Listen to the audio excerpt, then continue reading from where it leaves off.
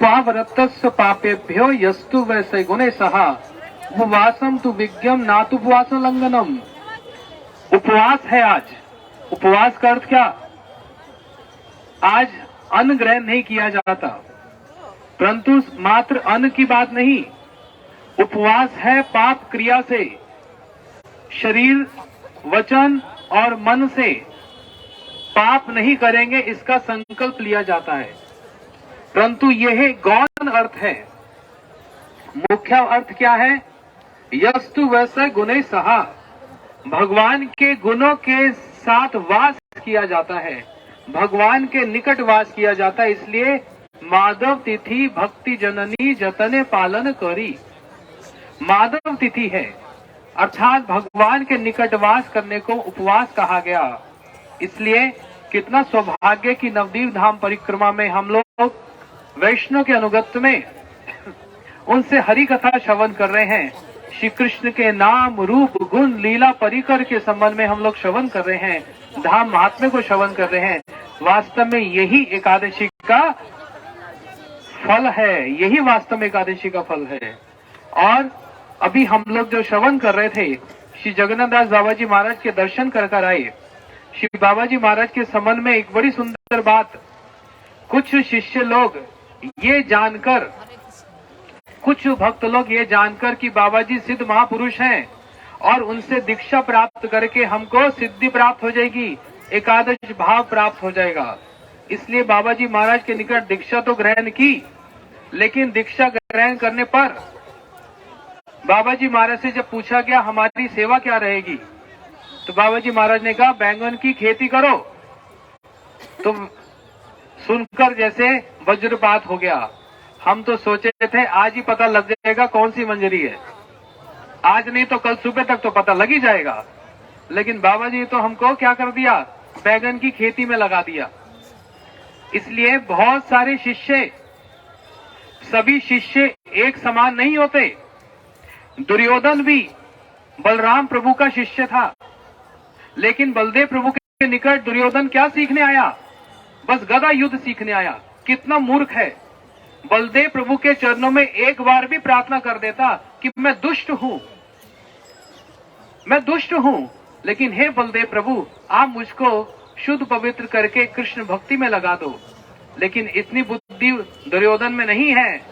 इसलिए ये शिष्य भ्रुव इस प्रकार के नहीं, लेकिन ऐसा ऐसा कुछ दुर्योधन तत्व हमारे अंदर भी है। और ऐसे बहुत सारे उदाहरण हैं, गुरुदेव इसका वर्णन करते थे। जैसे एकलव्य की बात, संसार एकलव्य को क्या क्या मानते हैं, बहुत श्रेष्ठ शिष्य मानते हैं, लेकिन एकलव्य का, दुर्योधन का, इन सब का उद्देश्य गुरु सेवा नहीं है, भगवान की सेवा नहीं है, अपनी प्रतिष्ठा ही है। इसलिए एकलव्य तत्व, दुर्योधन तत्व, ये सब हमारी भक्ति में बाधाएं हैं। इसलिए श्री जगन्नाथ बाबा जी महाराज जैसे सिद्ध महापुरुष के निकट जाकर उनके श्री चरणों की सेवा ही प्राप्ति हमारे जीवन का चरम लक्ष्य होना चाहिए, और कोई लक्ष्य नहीं होना चाहिए। नहीं तो हम वही माया में ही रहेंगे, जहाँ तो हमारी यात्रा माया को छोड़कर योग माया की ओर अग्रसर होनी चाहिए, लेकिन माया में ही पड़े रहते हैं। क्योंकि संसार की सृष्टि स्थिति प्रलय साधन शक्ति एषः। उसके बाद छायवा यस्य भुवनानि विवृणुति दुर्गा इच्छन रूपस्य सचेष्ट ससा गोविंदमादि पुरुषम तमम भजामि। भगवान ने ही जिस प्रकार से भगवान स्वतंत्र हैं, स्वराट हैं, ऐसे उनकी शक्तियां भी वह स्वतंत्र स्वराट हैं। उनकी माया, भगवान माया के क्रिया में किसी प्रकार का हस्तक्षेप नहीं करते, उसी प्रकार योग माया के भी क्रिया में हस्तक्षेप नहीं करते। गीता जी में कह दिया देवी यश गुणमयी मम माया दुरत्या। मैं जानता हूं ये माया मेरी है और दुरत्या है, लेकिन भगवान माया को ये नहीं कहते माया तो जीव को पीड़ित मत कर। जिस प्रकार भगवान स्वतंत्र है, माया को भी स्वतंत्रता दे रखी है, उसी प्रकार योग माया जी को भी स्वतंत्रता दे रखी है कि मुझको लीला का स्वादन करना है। अब लीला किस प्रकार से संपन्न होगी योग माया, ये तुम विचार करो। इसलिए श्री विष्णु चक्रवर्ती ठाकुर जी इस बात को बतलाते हैं, कि जहां पर श्री कृष्ण लीला में कहीं पर कोई संशय हो कि ये अचिंतनीय है, ये कैसे संभव हो सकता है, उसका अनुसंधान योग माया जी के द्वारा ही किया जाता है। इसलिए श्री विष्णु चक्रु ठाकुर जी प्रणाम कर रहे हैं। लीला विलास से भक्ति मंजरे लोलु पालने, सर्वज्ञ मुग्धे च निधे गोकुलानंत नमः। अपने इस श्री गोकुलानंद को प्रणाम कर रहे हैं और कह रहे हैं आप कैसे हैं? सर्वज्ञ मुग्ध, अर्थात योग माया जी श्री कृष्ण को ही ये एहसास दिला देती है कि आप ईश्वर हैं, आप स्वतंत्र हैं, और वही योग माया जी कृष्ण को भी भुला देती है। कृष्ण मुग्ध हो जाते हैं। ब्रह्म विमोह लीला में जैसे कृष्ण जान ही नहीं पा रहे कि मेरे सखा कहाँ गए, मेरे बछड़े कहाँ गए, ये योग माया जी के प्रभाव से। और श्री कृष्ण ये स्वतंत्रता अपने इच्छा से योग माया जी को दे रखी है। मोह विषय गोपीगण उपपति भावे, योग माया कोरिवे अपने प्रभावे। अमी न जानी गोपीगण, दुहु रूप गने दुहु नित्य हरे मन। धर्म छाड़ी राग दोहो करे मिलन, कबू मिले कबू न मिले देवेरे घटन। स्वयं श्री कृष्ण योग माया जी को कह रखा है कि मेरे को इस लीला का स्वादन करना है। हे योग माया, तुम ही मोह विषय गोपीगण उपपति भावे। जो गोपियां श्री कृष्ण की आनंद चिन्मय रस प्रतिभावित आवी, जो उनकी अपनी स्वकिया ही हैं, उनकी अपनी ही शक्तियां हैं, वही गोपियां के अंदर परकीय भाव की अनुभूति। उपपति भावे योग माया करीबे अपना प्रभावे। योग माया जी वे उपपति भाव के द्वारा, उस परकीय भाव के द्वारा श्री कृष्ण को और ब्रज गोपियों को और ब्रजवासियों को उस परम सुख का आस्वादन करवाती हैं। ये योग माया जी का क्रिय है। बिना योग माया जी की कृपा से तो श्री कृष्ण के आगमन का भी जो सूचना वो भी संभव नहीं हो पाती। जब श्री नंद महाराज और श्री गोकुल में श्री नंद महाराज और यशोदा मैया की आपस में जो वार्तालाप हो रही है, वहाँ पर जब नंद महाराज एक स्वप्न की बात यशोदा मैया को कह रहे हैं, उस स्वप्न की बात को प्रतिष्ठित करने के लिए स्वयं साक्षात गेरुआ वस्त्र धारण करके श्री योग माया जी वहाँ पर उपस्थित हुई, पूर्णमासी जी, और उन्होंने ही कहा, हे नंद महाराज, शीघ्र अतिशीघ्र आपके यहाँ पर एक सुंदर श्याम वर्ण का बालक होगा। योग माया जी ने ही श्री कृष्ण के आगमन की सूचना को दिया। और योग माया जी की कृपा के बिना लीलाओं में भी सर्वोत्तम जो लीला है, संत यज्ञ में प्राज्य लीला सर्व मनोहरा, ना ही जाने स्मृति रासे मनो किम दृश्यम भवेद।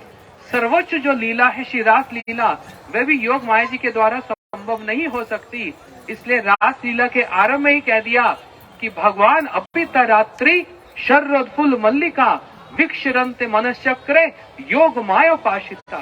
ये भगवान लीला कर रहे हैं। कोई साधारण कोई बालक, कोई साधारण पुरुष, कोई साधारण किशोर ये लीला नहीं कर रहा।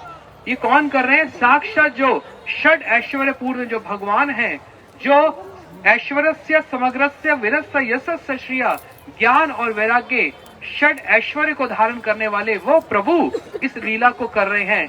लेकिन वो लीला कदापि योग माया जी की कृपा के बिना संभव नहीं हो सकती। वे योग माया जी उस लीला को ही विस्तार करती हैं और ब्रज परिकर को भी आस्वादन प्रदान करती हैं और श्री कृष्ण को भी आस्वादन प्रदान करती हैं।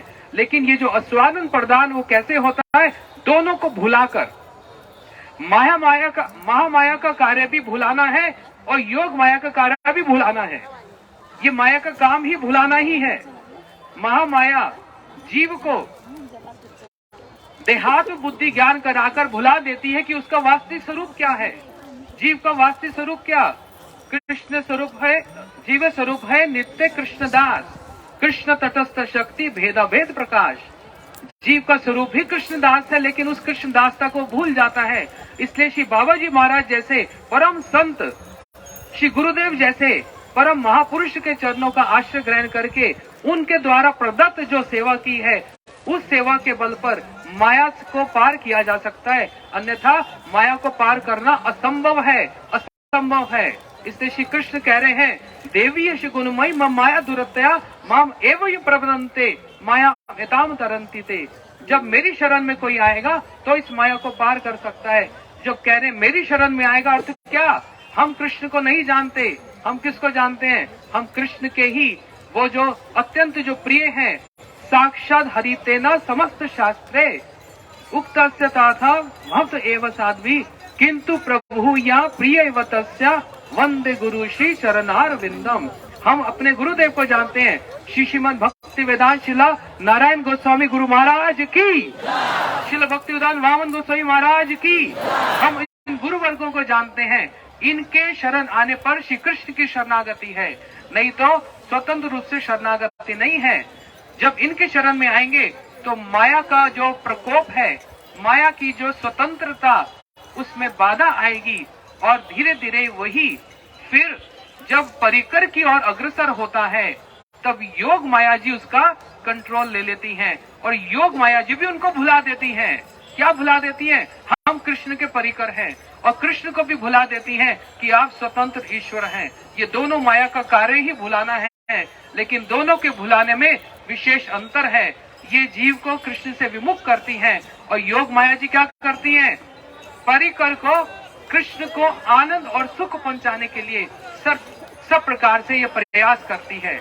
इसलिए हम श्री बाबा जी महाराज और उनके अनुगत में गुरु परंपरा में जितने भी गुरुजन आए, उनके श्री चरणों में यही प्रार्थना करते हैं, हे गुरु परंपरा, हे गुरुवर्ग, हमारे अंदर वो जो दुर्योधन तत्व है, हमारे अंदर वो जो एकलव्य तत्व है, ऐसे जो शिष्य भ्रुव जो तत्व है, उसका आप छेदन करें, आप उसका भेदन करें।